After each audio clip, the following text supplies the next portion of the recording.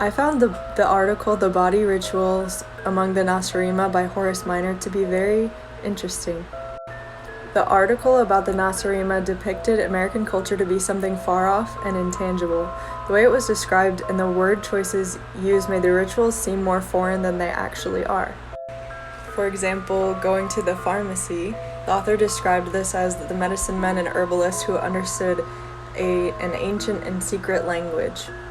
The wording used in this article made the Nacirema seem like they are savages with weird magical practices, but I think it really opened my eyes to see how important wording is when it comes to anthropology and studying other cultures. If you are writing from the perspective that something is foreign, that will have a great impact on the message you get across. Another example of this from the article is when they said that the Nacirema had shrines in their bathrooms, but they're really just describing mirrors. If you describe things with words that feel familiar, then the whole message will feel more familiar. But if you write in a way where things are not tangible, then you change the perspective. One thing that stood out to me the most from this article was the dentist, because it's a weird thing that we do, but we don't realize it's weird because it's something that's familiar to us. And I think it's interesting how familiarity can mask things that might actually be really strange.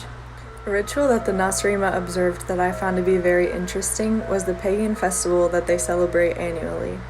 A practice that the Nacirema observe during this festival is that the people will often send their children to the houses of strangers in order for them to gain packages of sweets.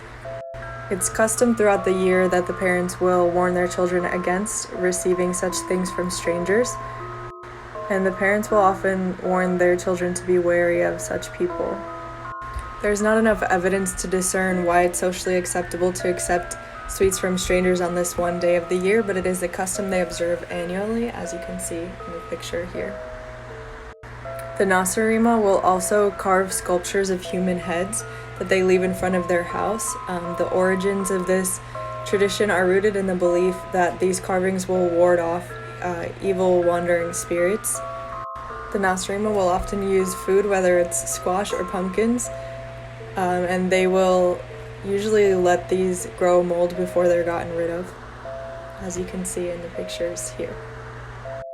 While this is a strange tradition and the sculptures are often meant to be scary, the Nacirema do include their children in the design and carving parts of making these. So lastly, the Nacirema will dress in garments during this time of the year. These garments are separate from what is normally worn by them, and it's pretty unique to this festival. The origins of this tradition are rooted in the belief that these costumes will ward off or scare off ghosts or wandering spirits. This festival began with the Celts as a day that marked the Celtic New Year and the day that they celebrated the end of harvest season, and it was called Samhain. This was considered a time between years where the ghosts of the dead were able to walk the earth. The villagers would light bonfires to ward off the evil spirits so they could go back to the spirit world.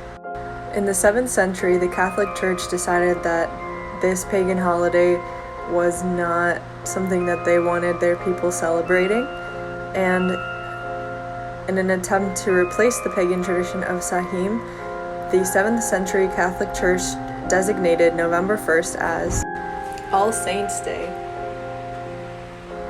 The church designated this holiday as a day to honor the deceased, faithful, and martyrs. Something that's interesting about this is that both of these holidays still honor the dead and involved the afterlife. Another name for All Saints' Day was Hallowmas, meaning Mass of the Saints, and since this holiday took place on November 1st, that made October 31st Hallows' Eve. Eventually, Hallows' Eve transitioned into what we now call Halloween. The holiday came to America via the Irish immigrants around the time of the potato famine in the 1840s. With them, the Irish brought their additions to this holiday. This is where we get the origin of bobbing for apples and playing tricks on people. The tricks began to get out of hand until the intensity of the tricks became vandalism. The tricksters would dress up in costume to disguise their identity.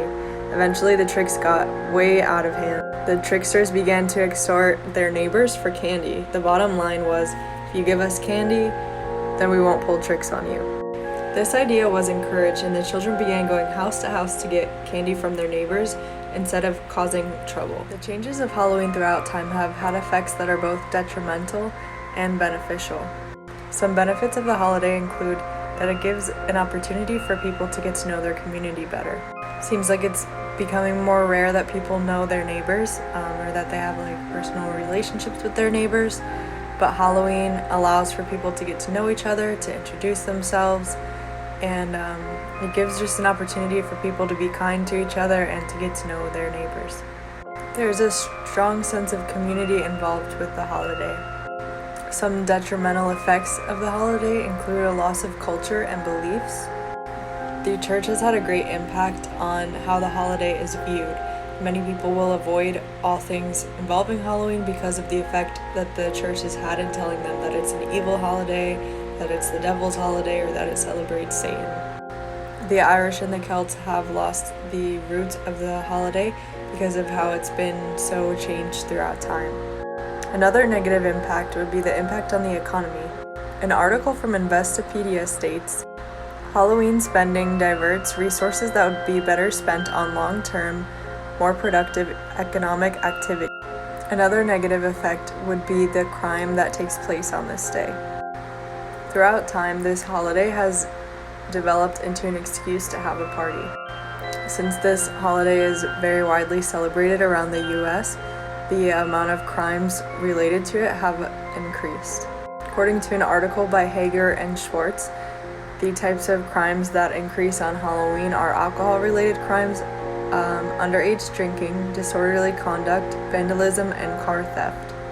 Halloween has become a big part of American culture, and it has changed and developed throughout time as the US culture has also changed. Thank you.